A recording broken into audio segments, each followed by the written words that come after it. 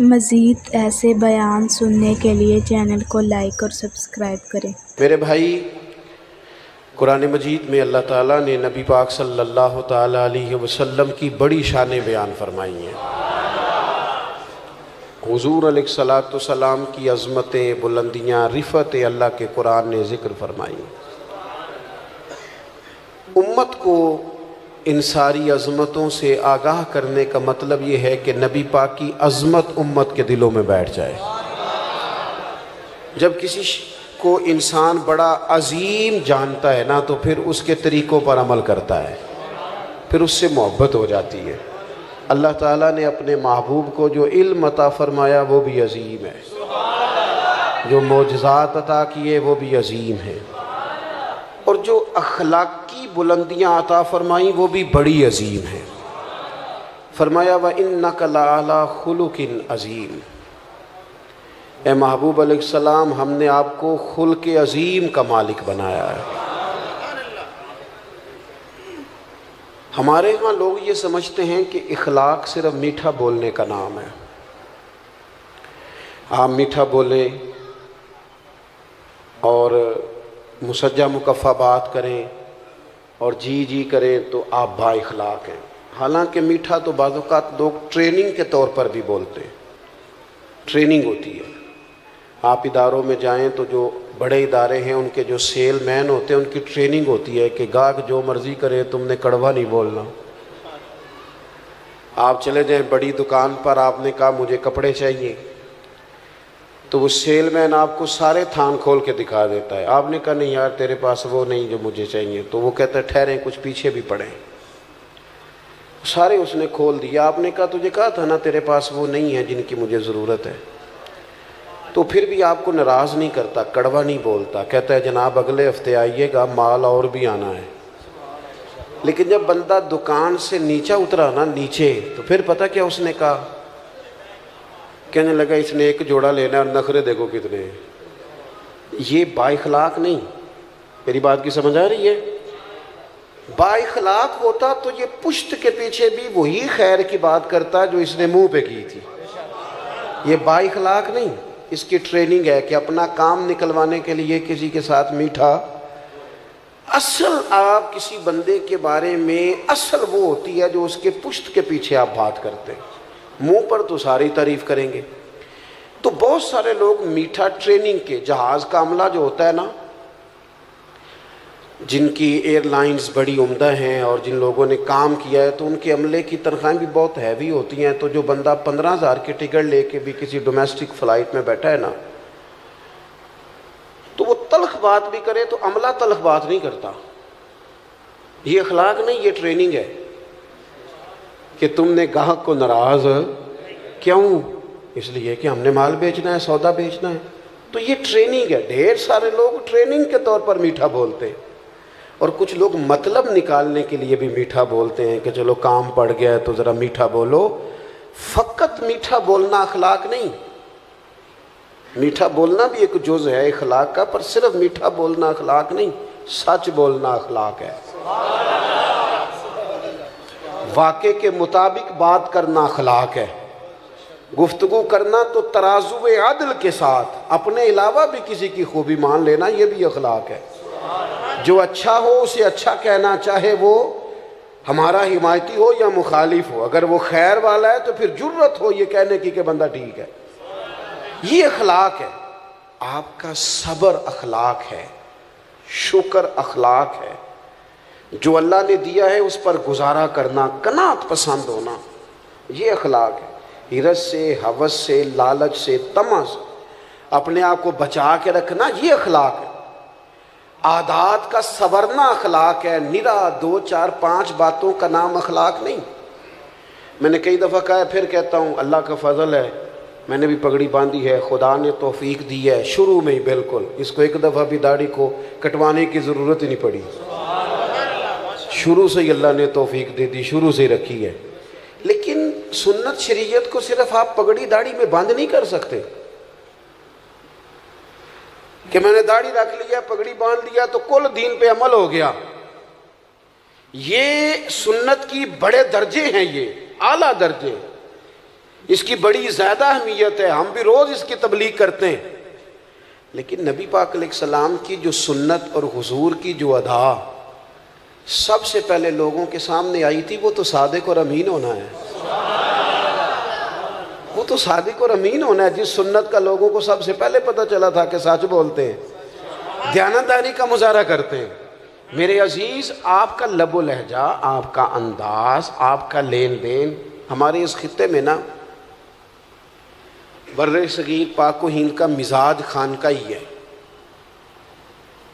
طبعاً مزاج ہی خانقاہی، بہت سارے علاقوں کا مزاج خانقاہی ہے، بہت سارے علاقوں کا، بغداد شریف کا مزاج خانقاہی ہے، صرف وہاں حضور غوث اعظم کی خانقاہ مقدسہ ہی نہیں، حضرت معروف کرخی بھی ہیں وہاں، حضرت جنید بغدادی بھی ہیں وہاں، حضرت بہلول دانا بھی ہیں۔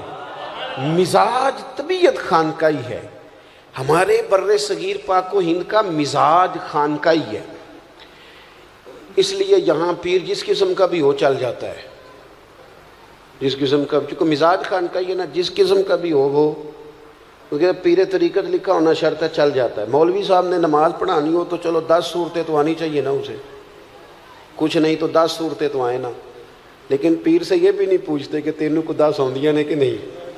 ایک جگہ میں گیا تو میں نے ان سے کہا کہ یہ پیر صاحب، اب گفتگو ختم ہو گئی تو پیر صاحب دعا کر دیں گے، کہنے لگے ہمارے پیر صاحب دعا نہیں کرتے، تقریر بھی نہیں کرتے۔ میں کہ نو آندی نہیں اینو کدے مدرسے پاؤ، آندی تو ضرور کرنی سی، مطلب کوئی کرائیٹیریا تو ہونا یار، اتنا زیادہ تو نہ اپنے آپ کو نیچے لے جائیں کہ کوئی حال ہی نہ ہو، جو آپ جس کو مرضی آپ کوئی دنیا میں کرائیٹیریا مقرر کریں کسی چیز کا بھی، بڑے نے جی اب نہ نکالیے گا پیسے، اب میری بات سنیں، اللہ جزائے خیر دے۔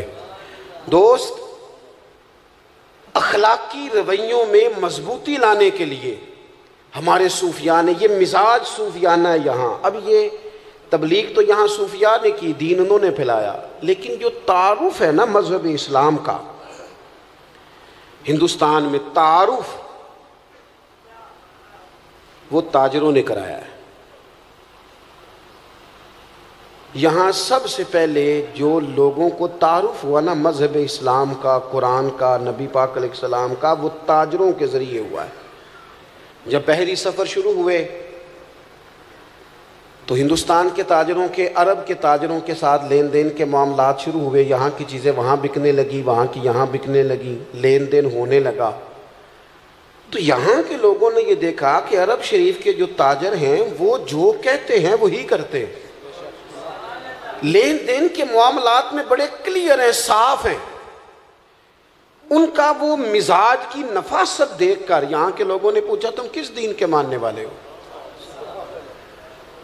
تو جب یہ پوچھنا پڑا کہ یہ جو تمہارا لہجہ ہے، یہ جو تمہارا معاملات ہیں، لینے دینے کا صفائی ہے، کس مذہب سے تمہارا تعلق ہے، اتنا اعلیٰ اخلاقی رویہ، تو عرب تاجروں نے کہا ہم رسول رحمت کے دین کے ماننے والے ہیں۔ آپ جب تک اپنے اخلاقی رویوں میں تبدیلی نہیں لاتے، مزاج میں تبدیلی نہیں لاتے، ہمارے حضرت صاحب بڑے جلالی ہیں جی، کس بنیاد پر جلالی ہیں؟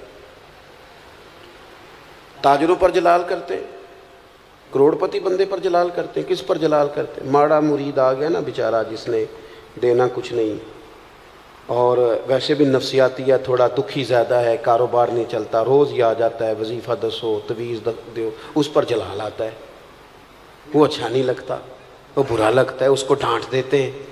وہ جلالی پیر تو تھے وہ کہ جن کو لوگوں کی غلطیوں پر، ان کے بار بار گناہ کے اصرار پر جلال آتا۔ وہ کون تھے؟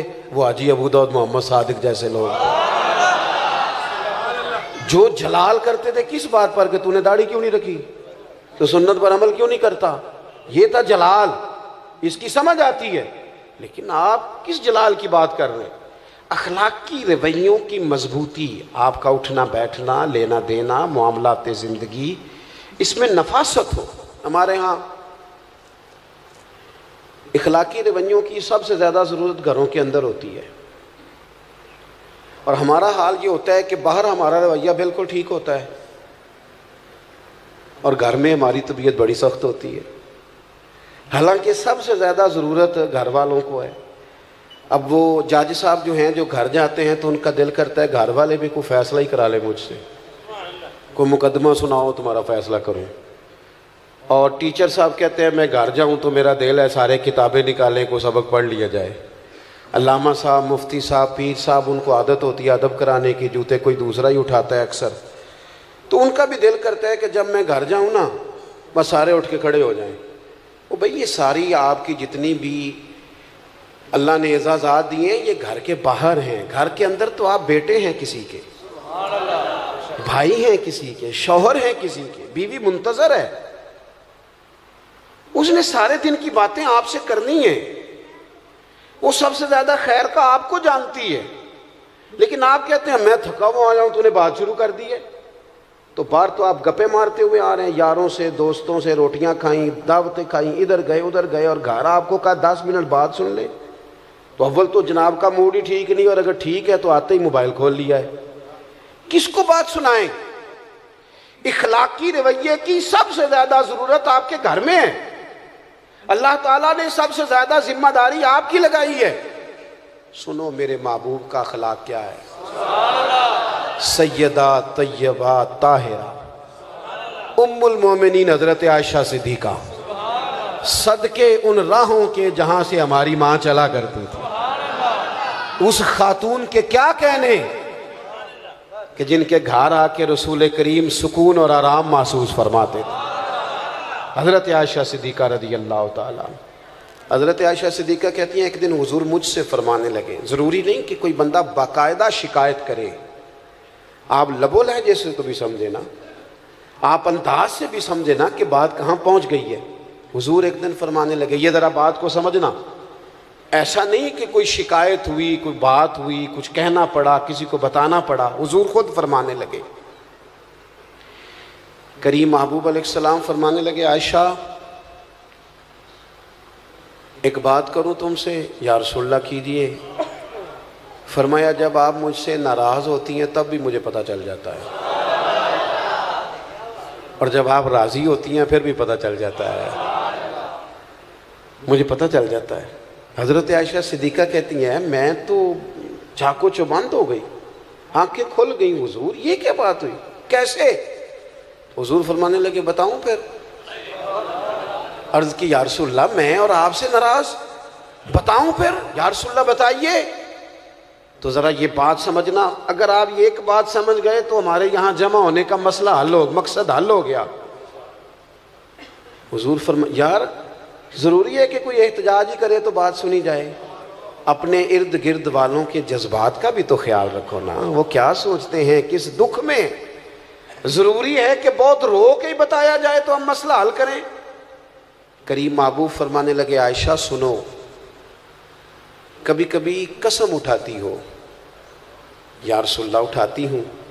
فرمایا جب خوش ہوتی ہو نا، مجھ سے راضی ہوتی ہو، تو پھر کہتی ہو مجھے محمد عربی صلی اللہ علیہ وسلم کے رب کی قسم، اور جب تمہارے دل میں کوئی بات ہوتی ہے تو پھر کہتی ہو مجھے حضرت ابراہیم خلیل کے رب کی قسم۔ سیدہ طیبہ طاہرہ حضرت عائشہ کہتی ہیں میری کیفیت یہ بنی کہ میں لبوں سے ہنس رہی تھی اور آنکھوں سے رو رہی تھی۔ کریم یہاں تک خیال کرتے ہو لفظوں کا بھی، جملوں کا بھی، یہاں تک حضور اس قدر گہرائی میں، حضور اتنا ایک واری میری آنکھیاں چوں اونا نے اتھرو پونجے سن، ہن تے چسکا پہ گیا رونے دا، تے ہر ویلے یا ہو زاری دا۔ کہتی ہیں حضور سید عالم علیہ السلام کا وہ انداز کہ حضور قائل کر لیتے، محبت سے اپنی طرف مائل کر لیتے، لبوں سے ہنستی آنکھوں سے روتی۔ حضور اتنا خیال رکھتے ہو، جملوں اور لفظوں تک کا احساس کرتے ہیں۔ عرض کرنے لگی حضور آپ بالکل ٹھیک فرما رہے ہیں، لیکن یا رسول اللہ میری نا زبان سے آپ کا نام ہی جاتا ہے، میرے دل میں ہر وقت آپ ہی موجود ہوتے ہیں۔ یہ ہے اخلاقی رویہ کہ آپ کو احساس ہو۔ اور یار دیکھو جس بندے سے ہمارا 6 مہینے بھی تعلق رہے نا، کوئی نہ کوئی تلخی آ ہی جاتی ہے۔ یہاں میں نے دیکھا ہے مقدس ترین سفر حرمین کا، مقدس لوگ بڑے شوق سے مل کے جاتے ہیں، وہاں جا کے شکوے کرتے ہیں ایک دوسرے کے۔ پہلی بات تو یہ ہے کہ مطمئن ہونے کو تو ہم ویسے ہی تیار نہیں، اور وہاں جا کے اب تو خیر ماحول اس طرح کا ہے، کئی سال پہلے کی بات ہے، حرم کعبہ کے سامنے دو لوگ اپنے ٹریول ایجنٹ کا شکوہ کر رہے تھے، سان لوٹ لیا سو۔ تو میں نے انہیں کہا کہ پہلے تو آپ یہاں شکوہ کر رہے ہیں، اور آپ کو پتہ ہے جگہ وہ ہے کہ ایک گناہ کرے تو لاکھ لکھا جاتا ہے، تو یہ بات ہی سرے سے درست نہیں، آپ دیکھیں تو صحیح بیٹھے کہاں ہیں۔ اور دوسری بات یہ ہے کہ روز لوگ دھوکے کرتے ہیں۔ میرا تو جی چاہتا ہے جو رب رسول کی بارگاہ میں پہنچاتا ہے نا، وہ لوٹ بھی لے تو بڑا ہی اچھا ہے۔ کچھ 24 گھنٹے شکوے۔ میں ایک جگہ محفل نعت میں حاضر تھا، اب تو میں نے بچت کرا لی ہے، میں عشاء کے بعد جاتا ہی نہیں، اس لیے کہ کوئی کسی قسم کا نعت کا پلے پڑ جاتا ہے، بعد میں جواب دیتے پھرو کہ جناب یہ اس نے یہ کہہ دیا ہے، آپ بھی موجود تھے، لہٰذا ہم ویسے ہی بچت کرتے ہیں، دور سے ہی اتقوا مواضعکم، تہمت والی جگہ سے ہی بندہ بچے۔ تو ایک جگہ بیٹھے تھے تو نعت خانہ شعر پڑھ رہا تھا، اور شاید میرے جیسے لوگوں کے لیے پڑھ رہا تھا، مرحوم اعظم چشتی کا کلام تھا، تیری نسبت نے سوارا میرا انداز حیات، میں اگر تیرا نہ ہوتا سگے دنیا، میں گلیاں دا روڑا کوڑا تے محل چڑھایا ہے سانیاں۔ تو ذرا بات بن گئی، کچھ سخت لوگوں کی آنکھوں میں بھی آنسو آ گئے، تو میں نے ساتھ والے سے کہا کہ لیکن میں بھی کرتا رہتا ہوں کہ یار آپ لوگ کیوں پہلے ڈیمانڈ کرتے ہیں، کیوں پیسے طے کرتے ہیں، یہ غلط بات ہے، کیوں آپ یہ چیزیں، لیکن میں آپ سے عرض کروں بیچنے والے اتنے مجرم نہیں جتنے خریدنے والے مجرم ہیں۔ یہ تو ماحول ان لوگوں نے بنایا جو پہلے ریٹ لگاتے ہیں، پہلے ان کو پیسے دیتے ہیں پھر شکوے کرتے ہیں، کیوں آپ ریٹ بناتے ہیں، کیوں کہانیاں بناتے ہیں، پہلے سارا کچھ کرتے ہو پھر کہتے ہو بگڑ گئے۔ تو ذرا دل کو بات لگی، تو میں نے ساتھ بیٹھے ہوئے شخص سے کہا یار آج بڑا سونا پڑا ہے، اس نے مزہ آ گیا ہے۔ تو فوراً کہنے لگا، کہتے ہیں 40,000 لے آ جائے، یہ ہنسنے کی بات نہیں رونے کی ہے۔ میں نے اسے کہا یار کو ہر وقت شکوہ ضروری ہے، کیوں دیا تم نے، کسی اور مفت والے کو بلا لیتے، محلے کے بچوں کو نعت نہیں آتی ان سے سن لیتے، پہلے دیتے ہو پھر شکوے کرتے ہو۔ اور میں نے کہا سن پھر، آج اس نے نا میرے کریم رسول کا ذکر کیا ہے، اور اتنا سونا کیا ہے کہ دل کے جذبات آنسو بن کے ٹپک آئے ہیں۔ آج اس نے جتنا لطف دیا نا 40 تھوڑا ہے، یہ تھوڑا ہے، زیادہ ملنا چاہیے اسے۔ بات دیکھو کہاں، کچھ ضروری ہے کہ ہر وقت انسان کہیں اپنے اخلاقی رویوں کو انسان مضبوط کرے، اس کے لہجوں سے، اس کے انداز سے، اس کے بات کرنے سے۔ مجھے بتائیں نا، حضرت عمر تو کہتے ہیں کہ ہمارا دوست وہ ہے جو ہماری غلطیاں بتائے، جی جو ہماری غلطیاں بتائے وہ ہمارا، تے سانو تو کدے چنگا لگتا ہی نہیں، سوال ہی نہیں۔ ہم نے تو باقاعدہ بندے رکھے ہوئے تعریفیں کرانے کے لیے۔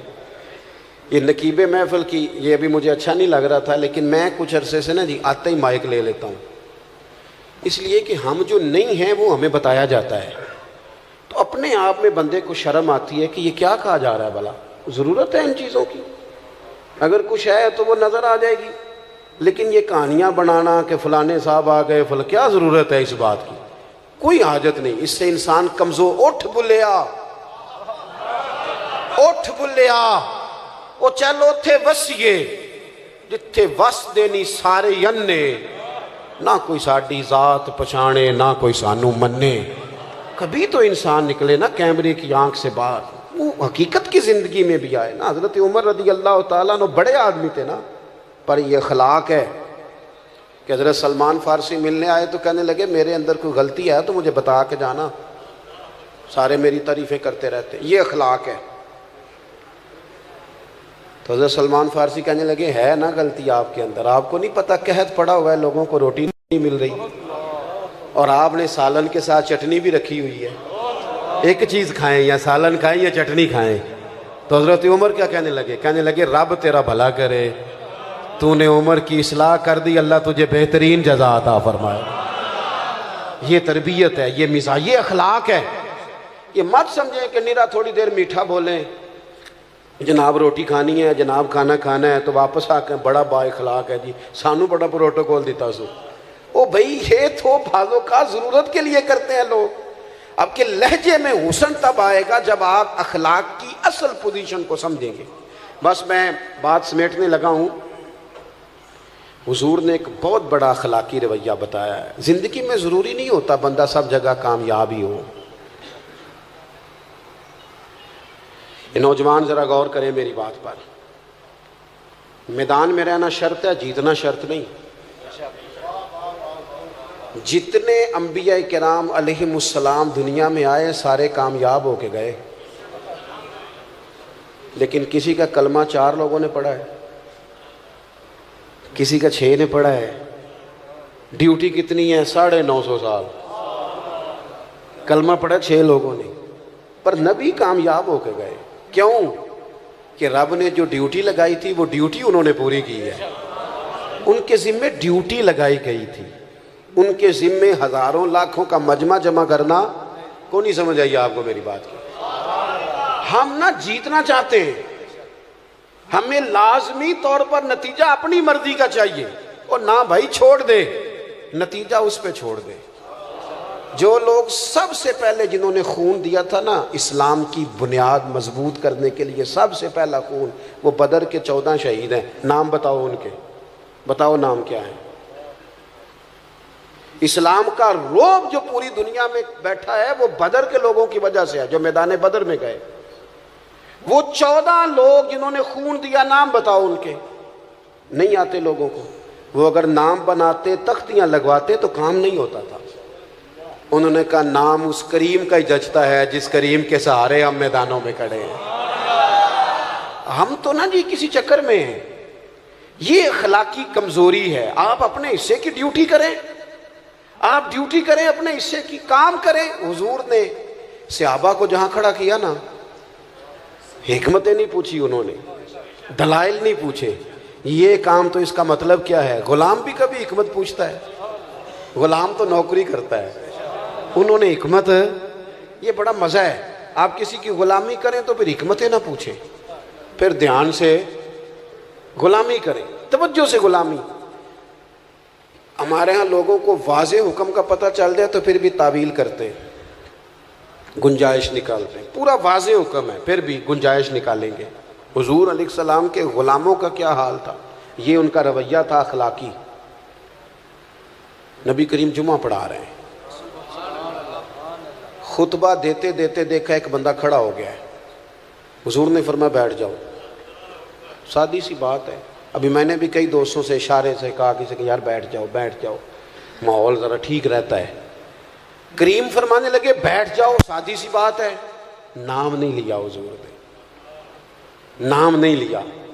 یہاں تو نام لے کے کہتا ہے نا والد بیٹا ذرا مجھے پانی پلانا، نام لے کہتا ابا جی چھوٹے کو کہہ دیں. حضرت شیخ ابو مرتعش ایک صوفی گزرے ہیں، صاحب رسالہ قشیریہ نے ان کا ذکر کیا ہے. وہ کہتے ہیں میں حج پہ جا رہا تھا، میرا نفلی حج تھا، تو لوگ جمع تھے، نعرے شارے لگ رہے تھے. یہ بھی ایک باریک پہلو ہے اہل تصوف کے ہاں، اسے سمجھیے گا. میں تیار تھا، پھول شول تیار تھے، نفلی حج تھا. گھر میں بیٹھا تھا اور میں حضرت صاحب بھی تھا. یہ بھی بڑا مسئلہ ہوتا ہے، یہ بڑی بیماری ہوتی ہے اللہ ماشاءاللہ. کہتے میں شیخ بھی تھا. تو گھر میں بیٹھے بیٹھے نا میری ابا جی نے نا مجھ سے پانی کا گلاس مانگا. اب حج آج کل کا نہیں، حج عمرہ آج کل کے حج سے بھی لوگ بڑے پریشان ہوتے ہیں، کہتے ہیں جی دیکھو جی بڑا تھک گئے. حالانکہ گھر سے گاڑی میں بیٹھتے ہیں، ایئرپورٹ پہ صاف ستھرے کپڑوں میں، جہاز میں کھانا ملتا ہے، وہاں نیچے اترتے ہیں تو پھر گاڑی کھڑی ہے. لیکن آپ پوچھ لیں ٹینشن بڑی ہے، پریشانی بڑی ہے، پتہ نہیں کس بات کی ہے، اللہ جانے کیا ہے. اس وقت حج کیا تھا، 6 مہینے کا پیدل رستہ، خود کھانا ساتھ لے کے جانا ہے، پکا کے کھانا ہے، خیمہ ساتھ ہے، جہاں رات آئے گی لگا کے سونا ہے. لیکن لوگ جاتے تھے. شیخ ابو مرتش کہتے ہیں مشکل ترین حج، میری تیاری، نعرے لگ رہے ہیں اور پھول آ رہے ہیں اور حالات اور ہیں. گھر میں بیٹھا تھا، کل پرسوں میں نے حج پہ جانا ہے. میری اماں جی مجھ سے کہنے لگی پتر ذرا پانی کا گلاس تو دینا. تو میرے اندر سے آواز آئی کہ میں مثلاً عجیبی ہوں اور میں شیخ بھی ہوں، تو پانی تو چھوٹا بھائی بھی دے سکتا ہے. کہتے میں چھوٹے بھائی سے کہا امی جی کو پانی دینا. وہ پانی لے آیا تو فوراً میرے دل نے مجھ سے کہا شیخ सैकड़ों मील का पैदल हज तेरे लिए आसान है और माँ को पानी देना तेरे लिए मुश्किल है। सच बता, ये हज अल्लाह की रज़ा के लिए कर रहा है या हाजी कहलवाने के लिए कर रहा है? माँ की खिदमत पर चूंकि फूल नहीं बरसने, नारे नहीं लगने, लोगों ने लंबी चौड़ी बातें नहीं करनी, इसलिए तेरे लिए मुश्किल हो रहा है। फरमाने लगे मैंने उस हज का इरादा तर्क किया और मैंने माँ से कहा माँ पहले पूरा साल तेरी ड्यूटी करूंगा, फिर तू दुआ देगी तो अगले साल हज करने जाऊंगा। बुल्ले शाह तू आसमानी उड़दियां फड़ना है, आज जड़ा घर बैठा इनू तू फड़िया ही नहीं। नबी पाक अलैहिस्सलाम ने कहा ये अखलाकी रवैया, इसको समझे। हम ना मोटी मोटी चीज़ों को ना जी वो बना के ना तो दिल को मुतमिन कर लेते हैं कि मैं बिल्कुल ठीक हो गया हूँ, बिल्कुल मैं तो जनाब आखिरी दर्जा है मेरी तरबियत का। हुजूर अलैहिस्सलाम ने ना कहा बैठ जाओ। अब एक सहाबी से कहा था, वो बैठ गए, लेकिन चूंकि मुतलक फरमाया, किसी का नाम नहीं लिया, तो एक सहाबी मस्जिद के इस कोने में थे, उनके कानों में आवाज़ गई तो वहीं बैठ गए। एक उस कोने में थे, उनके कान में आवाज़ गई तो वो वहीं सुनना। ये वो लोग हैं जिन्होंने दुनिया को बदल के रख दिया। ये कोई ऐसे लोग नहीं कि बिल्कुल सीधे साधे आप जो कहेंगे, ऐसा नहीं। ये मामला फ़हम है, बसीरत वाले हैं, दुनिया को बदलने वाले हैं, लेकिन उन्होंने अपने शऊर से ये तय कर लिया था, क्या भला, कि जो करीम कहेंगे हमने वही करना है। ये तय कर लिया था। ये होता है अखलाकी रवैया कि आप समझदार हों तो फैसले सियाने करें। एक सहाबी बनु गनम में थे, अभी उनके कानों में आवाज़ गई बैठ जाओ, वहीं बैठ गए। नमाज मुकम्मल हुई तो करीम फरमाने लगे आप कहाँ थे? हुजूर वो आपकी आवाज़ आई थी बैठ जाओ तो मैं वहीं बैठ गया था। आप कहाँ थे? या रसूलल्लाह बनु गनम में कानों में आवाज़ गई। आप कहाँ थे? हुजूर फलाने कोने में।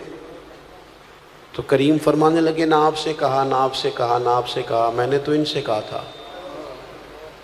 अदब है, खामोशी है, सन्नाटा है, गुलामी का लुत्फ है, जायका है।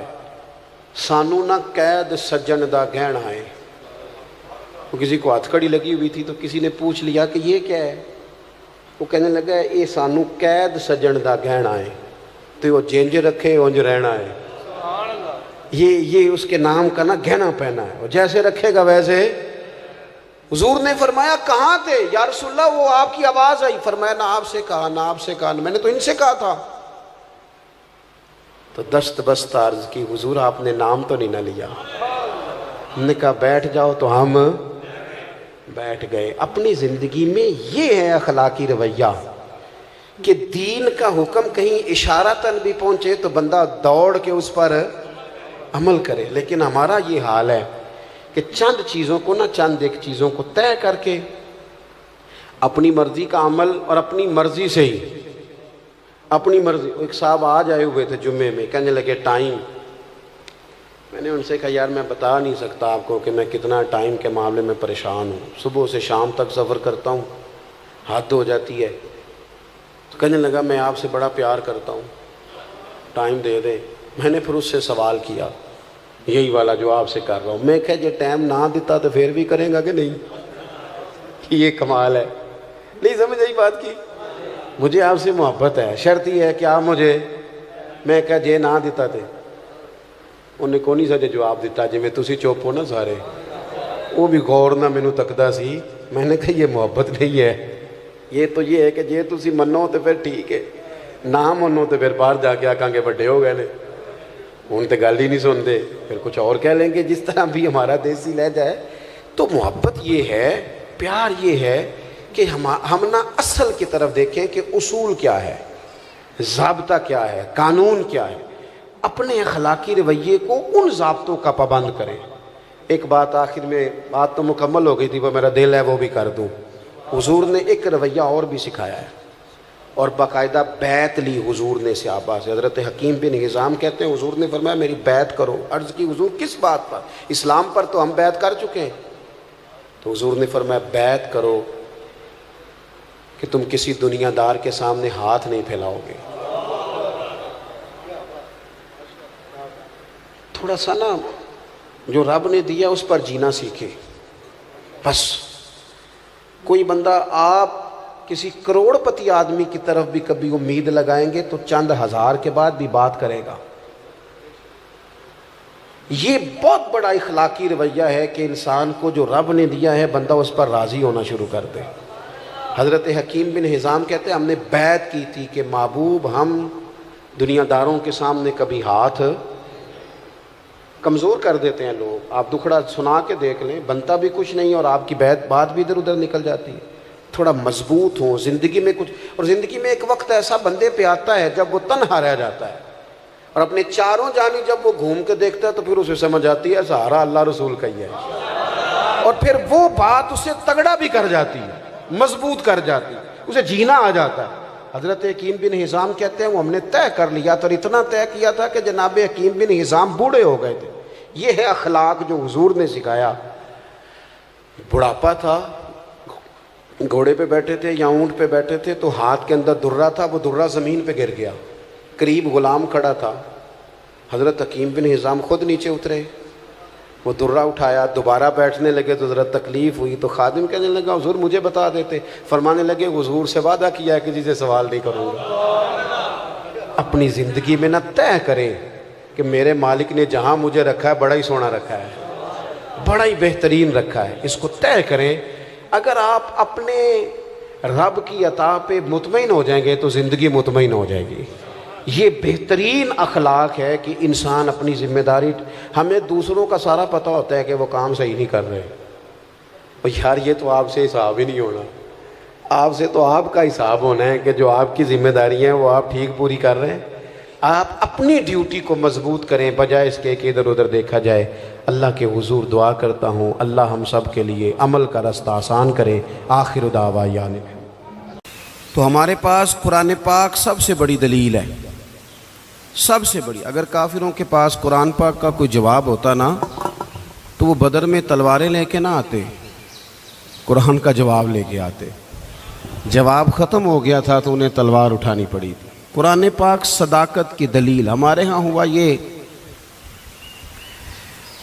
کہ قرآن کے قاری تو اللہ کے فضل سے موجود ہیں، حافظ بھی موجود ہیں، ابھی انشاءاللہ صاحبزادہ صاحب کی بھی دستار بندی ہوگی، قاری ہیں، حافظ ہیں، عالم ہیں۔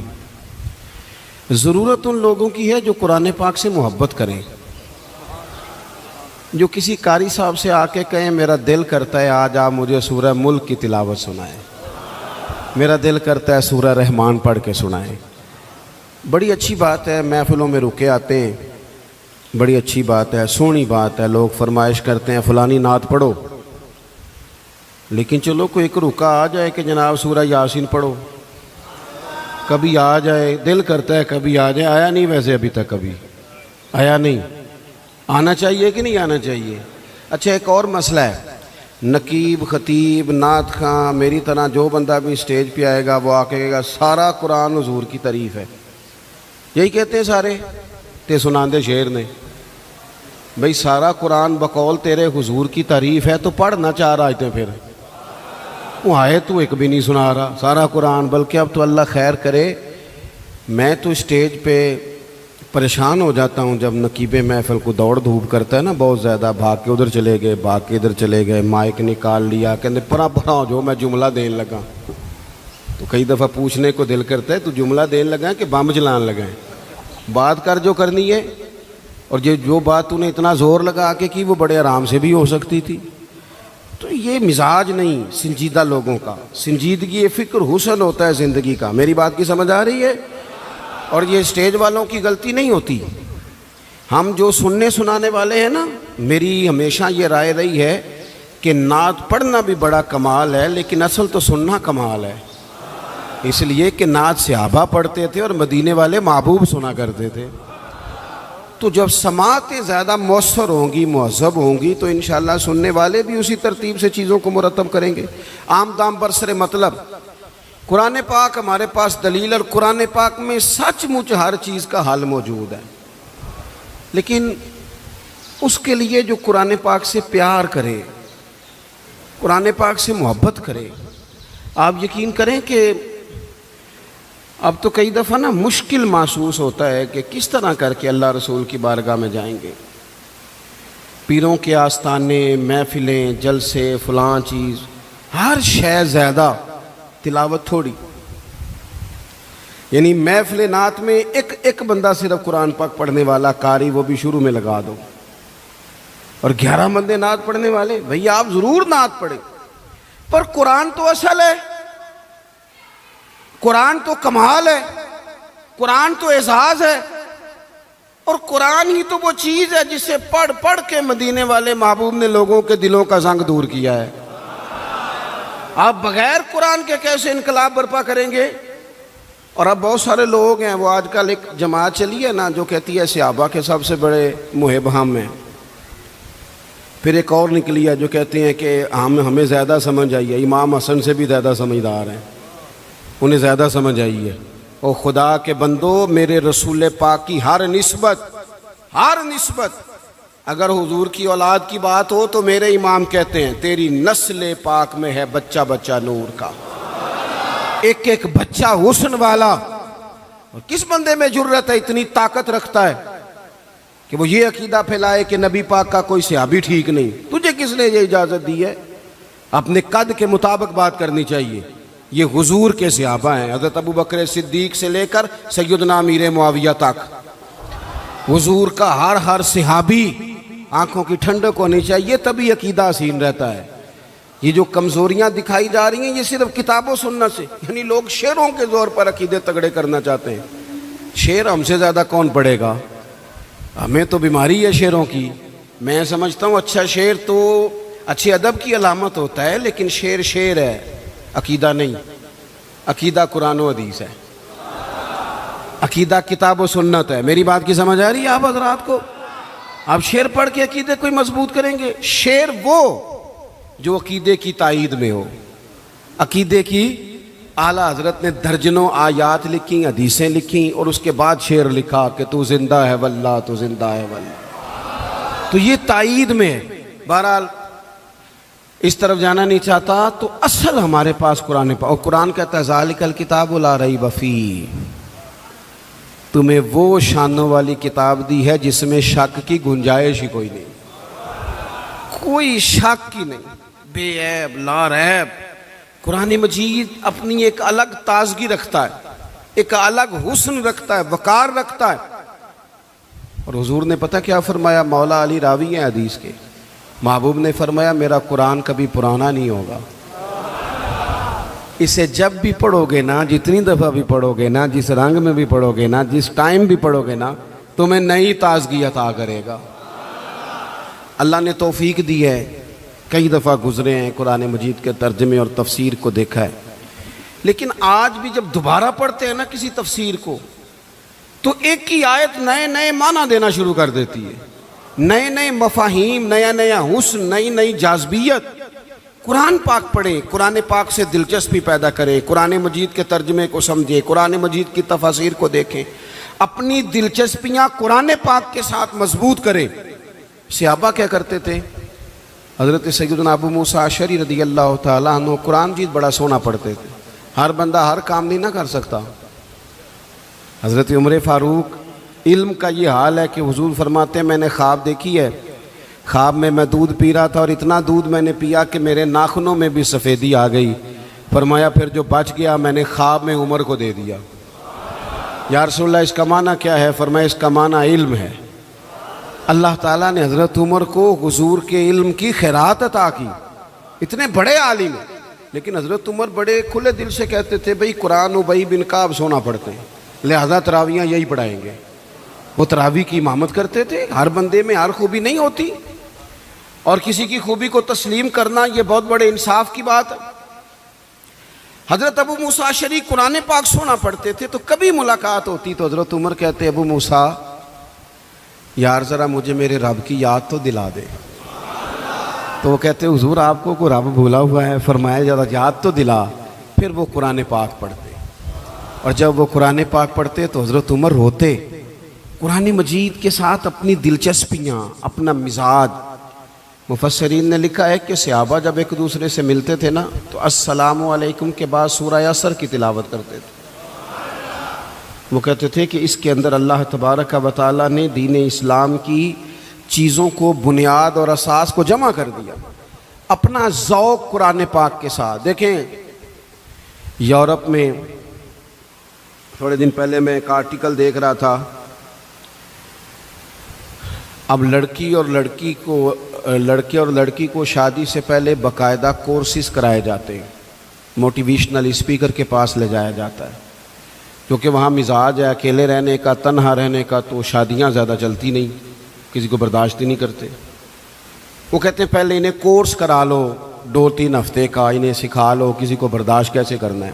ویسے آج کل ہمارے ہاں بھی برداشت کوئی زیادہ کوئی نہیں، ہمارے بچے بھی جب سے موبائل آیا ہے نا، وہ بھی کوئی کونے ڈھونڈتے ہیں، چلو بچیاں نو کیا کھڑا ہے، سیانے بھی آندے نے بھئی نہ ہی کوئی کام دسو سانو، سمجھدار ترین بندے۔ کئی دفعہ کہتے ہیں بچیاں دی خواہش ہے جی پیر صاحب ایک فوٹو کھچنی، میں کہا بچیاں دی ہے نا، تسی تے سائڈ تے ہو نا بچوں، آپ کدھر آ گئے بیچ میں، تو بچوں کی خواہش ہے۔ یعنی وہ جو خاص رغبت ہم نے موبائل سے پیدا کر لی، تو پھر بندہ تنہائی پسند ہوتا ہے، کسی کے ساتھ وقت نہیں گزار سکتا، مشکلات ہوتی ہیں۔ اب کتابیں لکھی جاتی ہیں زوجین کے حقوق پر، لیکچر دیے جاتے ہیں۔ میں کہتا ہوں ساری دنیا کے ماہر نفسیات کٹھے کرو اور سارے لیکچر ایک جگہ پہ، اور قرآن مجید کا ایک جملہ ایک جگہ پہ، ہن لباس لکم وانتم لباس لہن۔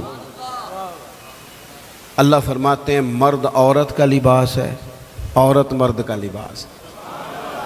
یہ آپ لے لیں، آپ نکال لیں، جتنے لوگ بھی ہیومن رائٹس پہ بات کرتے ہیں، جتنے لوگ بھی آپ کو زوجین کے مسائل سکھاتے ہیں، جتنے بھی، یہ ایک جملہ کہ مرد عورت کا لباس ہے، عورت، اس سے بڑی بات مل نہیں سکتی آپ کو۔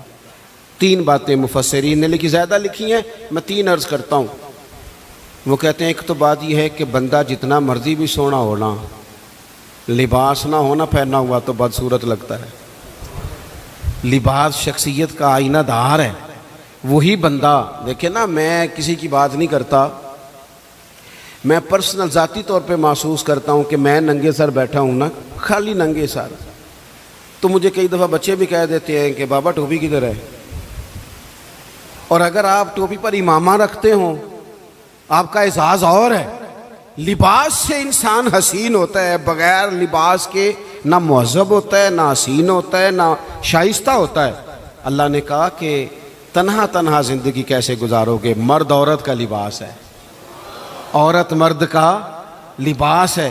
یہ ازدواجی زندگی تمہیں سجائے گی، تمہارے ہاں اولاد ہوگی، تمہارے رشتے بڑھیں گے، سسرال کے میکے کے رشتوں میں وسعت آئے۔ پھر دوسری بات مفسرین نے لکھی، مرد عورت کا لباس ہے، عورت، آپ کو سردیوں میں بھی لباس کی ضرورت ہوتی ہے اور گرمیوں میں بھی لباس کی ضرورت ہوتی ہے۔ یعنی اگر آپ شدید گرمی میں بھی باہر نکلیں گے تو کوئی آپ سے کہے گا او کپڑا رکھ لے وہی سرتے، اس کا مطلب ہے لباس گرمی سے بھی بچاتا ہے اور سردی میں تو پھر ضرورت ہے ہی۔ تو یہ جو میاں بیوی ہوتے ہیں نا، یہ بھی ایک دوسرے کو دکھوں سکھوں سے بچاتے ہیں۔ یہ بھی گہرائی میں آپ اتر کے دیکھیں تو یہ ڈھارس بندھاتے ہیں، ایک دوسرے کے لیے یہ آسانی کا باعث بنتے ہیں۔ اور تیسری بات، جسم کے اوپر جتنے بھی داغ دھبے ہوں نا، لباس سے چھپ جاتے ہیں۔ سارے عیب لباس چھپا دیتا ہے۔ میرے رب نے کہا عورت تیرا لباس ہے، تو عورت کا لباس ہے، وہ تیرے پردے رکھ لے گی، تو اس کے پردے رکھ لینا، چھپ جائیں گے۔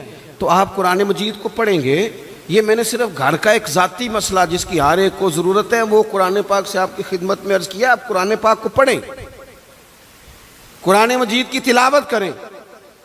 آپ میرے پاس ایک صاحب آئے تھے، کہنے لگے میں اخلاقی بلندی چاہتا ہوں لیکن قرآنی اخلاق سے، میں نے کہا تو صرف سورۃ حجرات کی تلاوت کر، اس کو سمجھ لے جا تو ایک سورت پڑھ، تجھے اندازہ ہو جائے گا کہ کتنے بلند اخلاق کی قرآن بات کرتا ہے۔ آخری گزارش جو آپ سے کرنی، آپ میری بات پر زیادہ توجہ دیں گے۔ قرآن پاک خالی بھی پڑھا جائے نا تو رحمت کا نزول ہوتا ہے۔ یعنی ایک حرف پڑھنے سے 10 نیکیاں ملتی ہیں۔ اور حضور نے وضاحت کر کے کہا کہ میں یہ نہیں کہتا کہ الف لام میم ایک حرف ہے، فرمایا الف ایک ہے، لام دوسرا ہے، میم 30 نیکیاں ملتی ہیں۔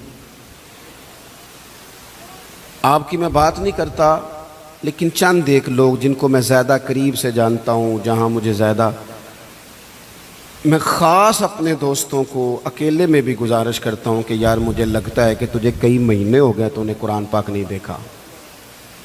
میرے رضا صاحب رحمۃ اللہ علیہ مریدوں سے کہتے تھے قرآن دی ضرور کھولنا، اور ایک صاحب ایسے تھے کہ جو بڑے سخت مصروف رہتے تھے،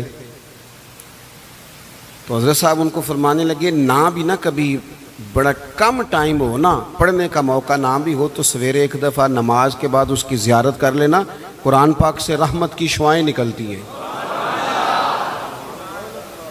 قرآن پاک کے ساتھ اپنی دلچسپیاں، یعنی سویرے سویرے نا میری والدہ، آپ کو پتہ ہے دیہاتوں میں سب نے بھینسیں رکھی ہوتی تھی، تو اماں جی یعنی وہ سویرے اٹھ کے دودھ رڑک کے اور پھر وہ جب مصلی بچھاتی تھی، تب میں سمجھتا تھا کہ یہ تکلفات ہیں، چونکہ جب بندہ پڑھ دیتا ہے نا پھر اسے گنجائشوں کا بھی پتہ چل جاتا ہے۔ میں سمجھتا تھا یہ تکلفات ہیں کہ وہ پہلے کپڑا مصلی بچھاتی، پھر پیالے میں پانی لا کے پاس رکھتی، پھر وہ جناب اس پہ پڑھنا شروع کرتی، پھر وہ ریل، اور پھر ریل کے یہ جو حافظ ہوتے ہیں نا ہمارے، یہ پھر زیادہ نہیں چومتے قرآن پاک کو، ان کے پاس ہوتا ہے نا ہر وقت، لیکن وہ پرانے بندے وہ شنیل کا غلاف، پھر اسے کھولنا، پھر اسے چومنا، پھر سینے سے لگانا، یہ ساری چیزیں ان کے پیش نظر رہتی۔ اماں جی نا وہ نماز پڑھ کے قرآن پاک کے کوئی 2-1 رکوع پڑھ کے پھر آواز دیتی، وہ تسی اجے بھی ستے ہو، میں دودھ بھی رڑک لیا، نماز بھی پڑھ لی، سبق بھی پڑھ لیا، اٹھ جاؤ نا، اب تو ٹائم تھوڑا رہ گیا نماز کا۔ یہ آپ یقین کریں، میرے سے بزرگ ناراض نہ ہو جائیں، لیکن بچوں کو نماز کی تقریر نہ سناؤ کہ پتر نماز پڑھنی چاہیے، نہ تقریر نہ سناؤ، تقریریں باہر چلتی ہیں، گھر میں نہیں چلتی، گھر میں عمل چلتا ہے۔ بچوں کے سامنے نماز پڑھو، بچوں کے سامنے قرآن پاک پڑھو، اپنی اولاد کو عادی کرو کتاب و سنت کا۔ سارا دن گپیں، سارا دن باتیں، گھر میں بھی تبصرے، ٹیلی فون پہ گپ شپ، اس نے تو نفسیاتی کمزوری پیدا کر دی ہے قوم میں۔ اپنے گھر کے اندر چلن پیدا کریں قرآن پاک کا، قرآن پاک سے پیار ہو۔ وہ ایک دفعہ نا یہ ضلع شیخو پورہ کے کسی گاؤں میں ایک آڑتی تھا، یہ منڈی میں آڑت، وہ پرانی بات ہے پاکستان بننے سے پہلے کی، وہ سادہ سا بندہ تھا، داڑھی رکھی تھی، 5 وقت نماز پڑھتا تھا، تو فوت ہو گیا، آڑت کرتا تھا تو اس کی قبر سے خوشبو آنے لگ گئی۔ یہ تو کدی کسی پیر دی قبر چوندی تو پھر کوئی منڈیاں نے وٹت کرنی سی پیراں دیاں نے، پھر تو کمال ہو جانا تھا، اللہ خیر فرمائے، اللہ ماشاءاللہ، پھر کوئی کہانی، کوئی کرامت ادھر ادھر سے جوڑ جاڑ کے بھی لوگ بنا لیتے ہیں۔ لیکن وہ سادہ آدمی تھا، قبر سے خوشبو آنے لگ گئی، شور پڑ گیا، لوگ جمع ہو گئے، بندے نا آہستہ آہستہ وہ عدت ختم ہوئی تو اس کی خاتون سے کہنے لگے کہ مثلاً وہ انگوٹھا چھاپ بندہ تھا، سائن بھی نہیں کرنے آتے، قبر سے خوشبو، آخر کوئی تو عمل ہوگا۔ کہنے لگی اسے نا قرآن پاک سے بڑا پیار تھا، پڑھا ہوا نہیں تھا، تو ہر روز وضو کر کے نا دن میں 2 وقت قرآن پاک کھولتا اور پھر اس پہ لائنوں پہ انگلیاں رکھ رکھ کے چلاتا، رو کے کہتا مالکا غلطی ہو گئی ہے، میں نے پڑھنا چاہیے سی، اللہ تو جو بھی آکھے ہے سچی آکھے ہے، تیرا کلام بڑا سچا ہے، مالک تو بڑا کریم ہے، تو میرے واسطے خیر دیاں گلیں کی تھی۔ کہتے ہیں وہ قرآن پاک سے بڑا پیار کرتا تھا، بیماری، تندرستی، سفر، حضر، قرآن سے بڑا پیار کیا۔ لوگ سمجھ گئے یہی تو وجہ ہے کہ قبر کی مٹی سے بھی خوشبو آ رہی ہے۔ اچھا، میں بعض جگہوں پہ مجھے زندگی میں ایسے بھی تجربات ہوئے کہ یار یہ اللہ کی کتاب ہے۔ میں جہاز میں بیٹھا تھا تو موبائل پہ میں نے قرآن شریف کھول لیا، میں نے کہا چلو اتنی دیر کی فلائٹ ہے کچھ پڑھتے ہیں، تو ایک میرے دل میں بدگمانی آئی۔ کبھی کبھی پگڑی دالی والا بندہ میری طرح اللہ معاف کرے سمجھ لیتا ہے نا نیک بھی میں ہی ہوں، یہ بھی کبھی کبھی بدگمانی آ جاتی ہے۔ تو میں وہ تلاوت کر رہا تھا تو میرے دل میں خیال آیا یار دیکھو سارے لوگ کانوں میں ٹوٹیاں لگائی ہیں، گپیں لگا رہے ہیں، قرآن پاک پڑھ لینا چاہیے تھا۔ تو ایک نوجوان، اس نے نا بال پیچھے یہاں ربڑ ڈالی ہوئی، عورتوں کی طرح، پینٹ شرٹ بڑی ڈاڑھی، اور بڑا جدید فیشن کا اس کا سٹائل۔ تو میرے ساتھ جو سیٹیں تھیں ان پہ وہ بیٹھ گیا، اور پھر اس نے فائلوں کے اندر سے سورۃ یاسین نکال لی، اور جب اس کو میں نے تلاوت کرتے دیکھا نا تو میں نے دل ہی دل میں معافی بھی مانگی اللہ سے، اور میرے دل میں یہ بھی خیال آیا کہ یہ اللہ کا قرآن ہے، مولوی وہ قاری صاحب، حافظ صاحب، وہ فلان صاحب، اپنے جیسے لوگوں سے، نیک لوگوں کی بات نہیں کر رہا، وہ تو نہ پڑھے تو تو کیا سمجھتا ہے، کوئی پڑھتا ہی نہیں، یہ تو اللہ کا قرآن ہے، یہ پڑھا جاتا تھا، پڑھا جاتا ہے، اور قیامت کے بعد بھی پڑھا جاتا رہے گا۔ پتہ نہیں اللہ نے، یعنی اگر میں اور آپ نہیں پڑھیں گے تو یہ محتاج نہیں، کس کس سے رب پڑھوا رہا ہے، کون کون پڑھ رہا ہے، کس طرح لوگ پڑھ رہے ہیں۔ تو قرآن پاک سے محبت کریں۔ آج زور کے بعد پڑھ لیں گے کوئی 2 2 4 4 آیتیں؟ چلو میں کدوں آکھے ہاتھ کھڑے کرو یا قسم چکو، تسی نیت بھی نہیں پہ کر دے، تھوڑا سا پڑھ لیں گے انشاءاللہ تعالی۔ اچھا 2 3 دن میرے کہنے پہ پڑھیں آپ، 2 3 دن، صرف لمبا نہیں۔ میرا یہ تجربہ ہے، جو بندہ صبح صرف 2 دن الارم سے اٹھے نا نماز کے لیے فجر میں، تیسرے دن خود بخود آنکھ کھل جاتی ہے۔ اللہ نے نا یہ دماغ کا کمپیوٹر اس طرح کا بنایا ہے کہ نیند بھی اس میں فٹ ہوتی ہے، کتنے سے اتنے بجے تک سونا ہے۔ تو اگر آپ فٹ کر لیں گے نا کہ میں نے نماز میں اٹھنا ہے، پھر تلاوت کرنی ہے، تو انشاءاللہ تعالی